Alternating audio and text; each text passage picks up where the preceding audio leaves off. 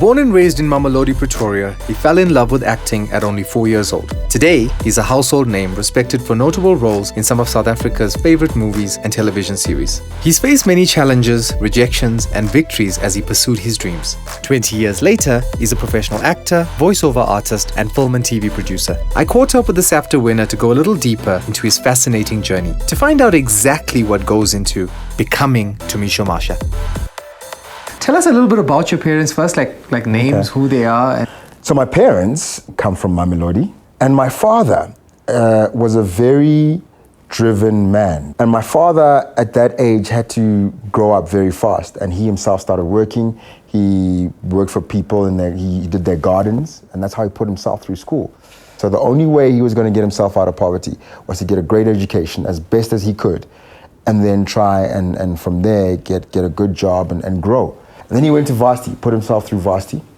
After some time, he started working at IBM, and he was a financial analyst for many years. My mother became the medical doctor. My father put her through varsity, and thank God he did, because out of that result, we had a very stable family in terms of at least financially. The instability, if you will, of mom's absence going into med school, that must have been insane. Yeah. Especially for a young kid whose mother was about to leave and go do such a big thing. For about 7 years of my life, I didn't live with my parents because my father lived in one place while my mother was far, far away studying. And that instability was crazy because I think the only way that I could deal with my parents' absence was to just give myself into this world of television and film. So you kind of started having the interest in this world from as early on as... You know, Sean, I remember vividly the first film I went to see. It was Live and Let Die, James Bond movie. And then my second film was the Clint Eastwood movie, The Good, the Bad, and the Ugly. And after I saw those films, I must have been about 4 or 5 years old. I knew this is what I wanted to do with my life. So a lot of kids watching this right now thinking, I want to be a film maker, I want to be an actor, whatever. Does one at that age, you identified it, do your parents support that? Do they start to mobilize a plan that allows you to focus on that? Or do you still have to go and do biology and physics and, you know, those kind of subjects? There's a lot of kids, like I say, that just get pushed into subject choices that's not going to lend itself to what they eventually become. What was your situation? Like, did people support that and like move you in that direction? Anything that had to do with performance, I was part of it. The first thing my parents enrolled me for was piano lessons. Every time there was a play at the school, I was part of that. But in high school, when I could choose for myself what subjects I wanted to do, I chose fine art. So I was doing painting, I was doing drawing, I was doing sculpting. So after high school, I had a great deal, you know. Like, go and study overseas instead of taking a gap year and do your A-levels in accounting, economics, and law. So I went to the UK and did that and came back and decided there and then that I was going to enroll at Wits University. I was going to find my own funding if I had to, and I was going to study drama. High school and all of that, lots of the school plays and whatever is what gave you the exposure, but nothing was like sort of formalized. So the training truly began at a Wits level.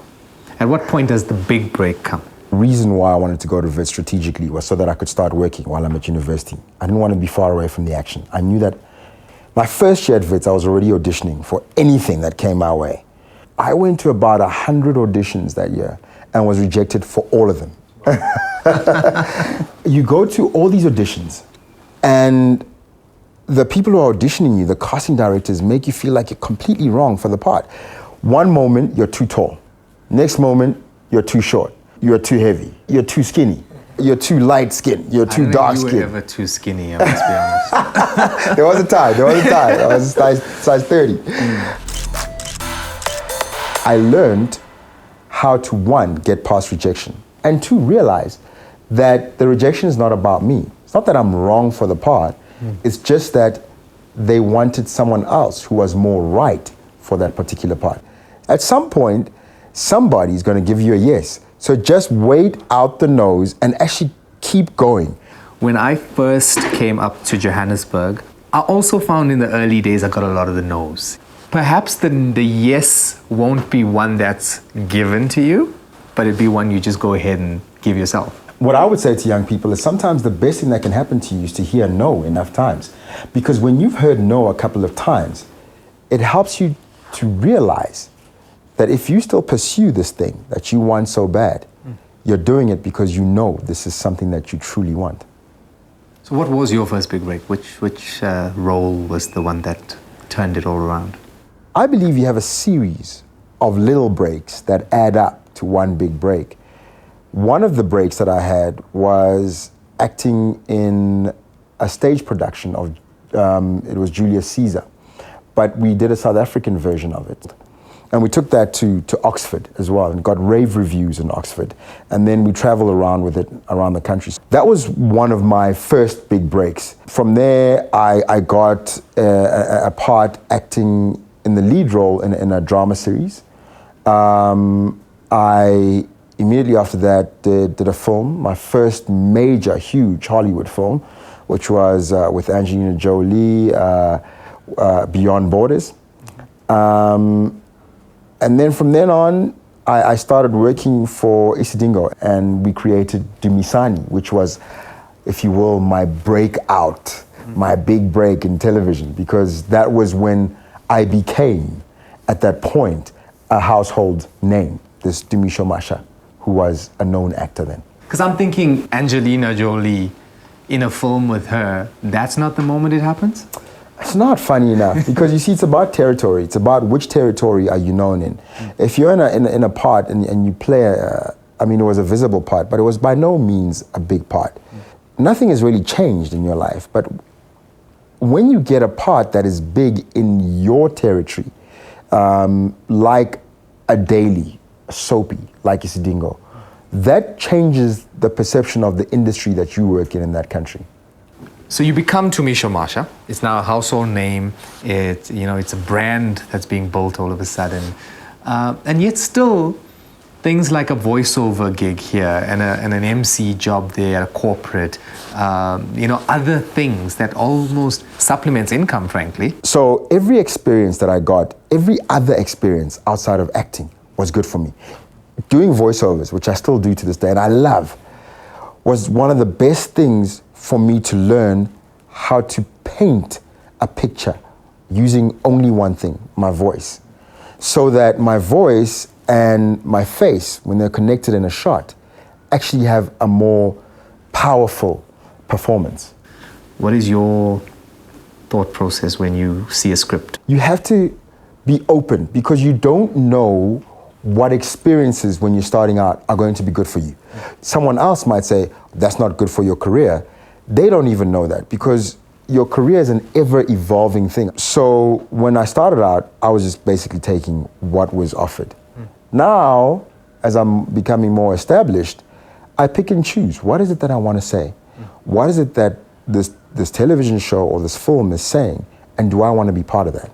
Now, is there a point where you not only want to get into the gig because it's really good and for the, again, financial of it all, but where you want to have your talent represent the voice that this character is about to put out into the world and the impact that would have on society? I feel and strongly believe that you do not get given a voice unless you know what you want to say with that voice, right?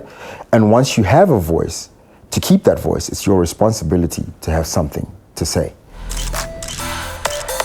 Yeah, but again, sitting right here behind the edit desk, being a part of the post-production process, making decisions about what makes the cut and what ends up on the cutting room floor. So you obviously take a very hands-on role in the process. Well, you'd be surprised how much that improves you as an actor, because you know exactly what all the other people who are involved in this team to make this thing called a film or a television show need from you. So that when you're on the floor and you're actually involved in the production of it, you don't take any part of the process for granted. I agree, and I think as a producer, I've always found that the guys on the ground, your crew, are invaluable to the team. It's important to have respect and not to come in as a diva, as some sort of, demigod kind of attitude, because it's not all about you, and these people add value And having that from the beginning as something you establish would hold you in terms of the longevity of your career. There really is no space for that sort of ego on set from anybody. A set should be a place of collaboration, a space that is open for people to get to work and be excited and be passionate about what they're going to be doing every day. And everyone has to share that passion. As an actor coming in, obviously you're very much an employee for the most part, in the early days especially. And you, as becoming Tumisho Masha, get to grow in that stature and recognizability, and then you start having access to producing and executive producing and all of that. Should every actor have that as a vision in sight, or can one be happy to just play your part as in, take the roles? I believe that every actor should see themselves as a small business owner from the get-go. You are your business. Contracts, lawyers, these kind of like formalizing things, do we need to worry about things like that? Always. I mean, things like contracts are so important. It's your contract. You need to go through it. It's not anyone's job to go through it. Even if you are paying a lawyer to go through your contract, you need to read it first, thoroughly, and understand it. It's okay to have just read your contract and know what you're getting into, what is expected of you, and what you can expect from the production. How does one start to consider the public domain of it all? Because there's celebrity now. You've gone from wannabe actor, getting in the game, you're now celebrity. You're known face. How does one deal with the negative things that get spoken about? Is that part of your development, that you have to grow that thick skin? If they say good things about you, it's none of your business. Accept the compliment and be grateful. If they say bad things about you, it's none of your business. Take the knock and move on. It's part of, I suppose, the occupational hazards of being an actor. The first South African actor to play Nelson Mandela, I mean, that honor alone stands apart from anything else. But then you go and Google your name, and the first results are all about the recent personal drama that, what does it feel like as a human being to know that, this is what the focus becomes, not even a year, from the film having gone into the world? I believe very much in God, that God has given me what I have. He's the one who gave me a voice, who saw fit that I become this famous and I become this successful.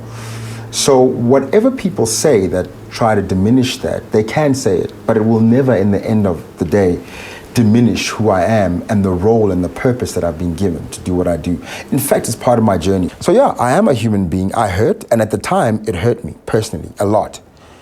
But it also helped me grow, because everything that hurts you, everything that's painful helps you grow. And actually, we shouldn't expect to always be comfortable. Sometimes you just need that moment of realizing you are a human being and you need to go through something that is humbling to have balance, because tough times really don't last, but tough people do. That train crash, that wreck that was my life in 2016 was important because it was leading up to that. But that happening was the best thing that could happen to me, because it made me realize that there were certain things in my life that I had to change. We talked about Mandela's gun a little bit earlier, or just mentioned the fact that you were the first South African to play Nelson Mandela in a feature film. How did that come about? Was this something now that they suddenly just looked at the landscape of South African actors and said, Tumisho? Or did they call you in for screen tests? They looked at my body of work, and one of the films that the director looked at that convinced him that this was the part, or this was the guy for this particular part, was a movie that I'd done with Philip Noyce, starring Derek Luke, called Catch a Fire. And of course, we'd had our interview, and he decided, this is the guy I want to play this film. There's a line from The Long Walk to Freedom where he talks about, I have walked this long walk to freedom, I've seen it, and here I am taking in the vista. I've gotten to the top of the hill only to realize that I had many more hills to climb. Mm-hmm. That's exactly it, and fascinating. Well, I gotta say, it is absolutely an honor, really. As he would say, I thank you. And we thank you.